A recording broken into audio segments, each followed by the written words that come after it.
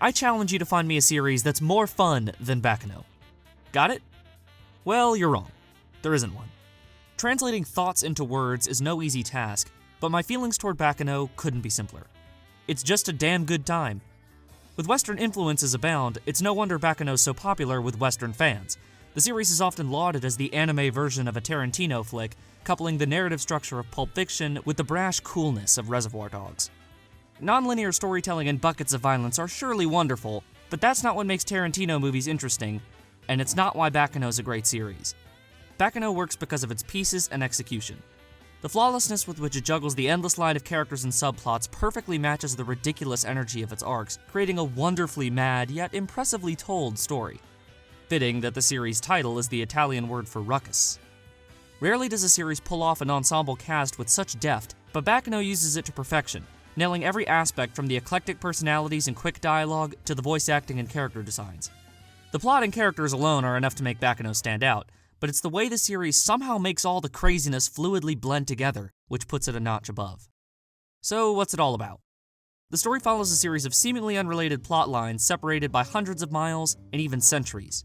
This is the 1930 journey of the transcontinental train flying Pussyfoot, as it makes its way across the country, leaving a trail of blood in its wake. The growing conflict between two of New York's biggest mafia groups, a girl searching for her missing brother, and even a band of alchemists aboard the Advena Avis about to learn the secrets of immortality. Lying behind these stories is a larger tale of survival and connection. As the series wears on, common threads begin to emerge, and the pieces slowly come together. Packed with violence, guns, and blood, Baccano's clearly not for those wanting a lighthearted, whimsical slice of life, but don't show up hoping for a grimdark drama either. Baccano's breezy tone in light of all that violence is part of what draws the Western comparisons, but it suits the black comedy and wild cast perfectly. You might be a tad overwhelmed with all the plot lines the premise throws at you, and the scattered timeline surely won't alleviate those concerns. However, the story never became hard to follow, as long as you know which characters are in which stories. The weight of so many subplots could have easily buried the series. However, between the easy-to-follow dialogue, distinct character designs, and appropriate use of establishing shots, the setting is always clear, unless you simply aren't paying attention. Still, the odd structure begs the obvious question of why. Why introduce the potential for confusion by telling the story in such a roundabout way? The easy answer is because it's the best way of doing so. The non-linear storytelling isn't a gimmick made to enhance the series' madness. Baccano uses this structure to maximize its entertainment value. Simply put, the story wouldn't have been nearly as fun if told chronologically, mostly thanks to the dramatic impact of seeing these unconnected plot lines come together by series' end. Beyond that, Baccano also uses the non-linear narrative to challenge the conventions through which stories are told. The series' smart framing device of a little girl and the vice president of a major publication set it up from the very beginning, questioning why our natural inclination is to believe the start of a story has to be at the beginning of the timeline. Knowing the truth and getting to the root of why it's the truth are entirely different beasts. Ultimately, Carol and the VP demonstrate the purpose behind it all. It's not about the end goal, it's how we get there. Just because point A came before point B doesn't make point A any more important. We still have to go through both to get to point C. By not having a proper starting place, Baccano feels much grander in the end when the pieces join together. The nonlinear structure helps make the story so fun, which for a series so dependent on entertainment value, goes a long way toward making it stand out. The framing device also sets up our wacky ensemble cast, questioning the necessity of a main character. The exchange even provides a hilarious moment when Carol dubs Firo as the hero because he's main character-ish, harkening to all the great standard traits that make up a generic shonen protagonist. This story has no main character, and as such, it wouldn't make sense to only follow one person's perspective. Baccano is much bigger than that. The cast itself is an eclectic mishmash of all sorts of tropes and personalities, with some characters coming straight out of a Goodfellas-style gangster flick, others from a more action-focused Daredevil bank, and yes, even the classic anime type. Isaac and Miria provide the comic relief, and their oblivious, over-the-top shtick surprisingly never got old. Jacuzzi's constant whining was annoying at first, but his character arc easily shows the most growth, even becoming a likable badass by the end, much like the rest of the cast. There's Firo, our compassionate, relatable way into the story, Luck, the suave, instantly likable type, Shane, the silent assassin, literally, Ennis, the emotionless homunculus who eventually learns to understand human feeling, and Ches, the male version of the 1,000-year-old lolly trope, only with the personality you'd expect from a hardened badass. Finally, I'd be remiss if I didn't mention Lad Russo, the show's lovable psycho. Lad's over the top in the same way as the Major from Hellsing, but his love of killing and self-referential monologues make him one of the series' more entertaining personalities. Even with all that, I've only scratched the surface of Baccano's cast. Trying to put so many names to faces may seem like an impossible task, especially when the story constantly jumps around. Thankfully, the show's opening absolves that issue. Taking a page from Guy Ritchie's Snatch, another of the series' major Western influences, the opening twists, turns, and explodes its way through a series of clever transitions and jump cuts as it moves through the roster of characters in a sequence as fittingly energetic as the show itself.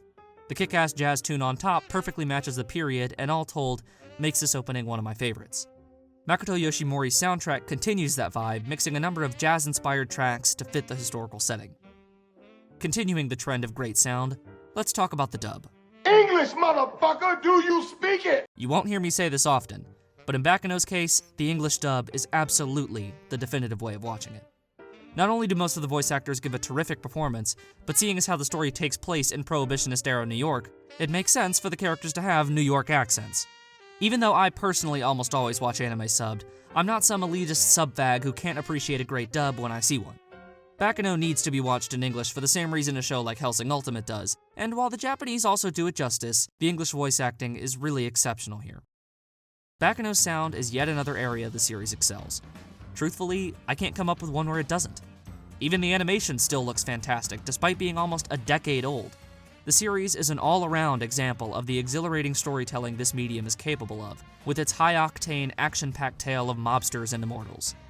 Baccano defies the idea that a series has to have some deeper meaning behind it to reach greatness, proving real entertainment value can be equally impactful as thought-provoking depth.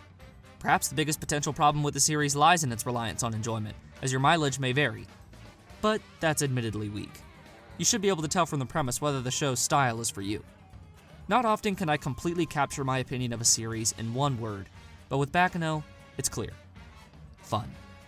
The series consistently maintains its high level of quality, even during the more subdued setup episodes. The nonlinear structure never gets in the way of the story itself.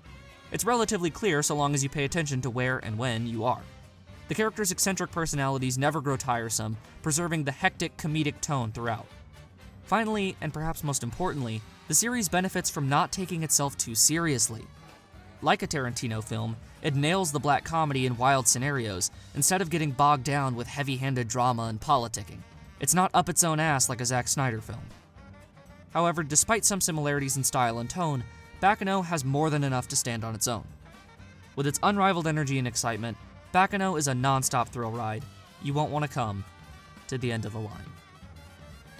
So with that, I easily award Baccano an approval rating of Best of the Best, a distinction reserved for shows I find to be an absolute masterpiece and a definite must-watch, as well as an overall score of 4.75 Jules Winfield wallets out of 5.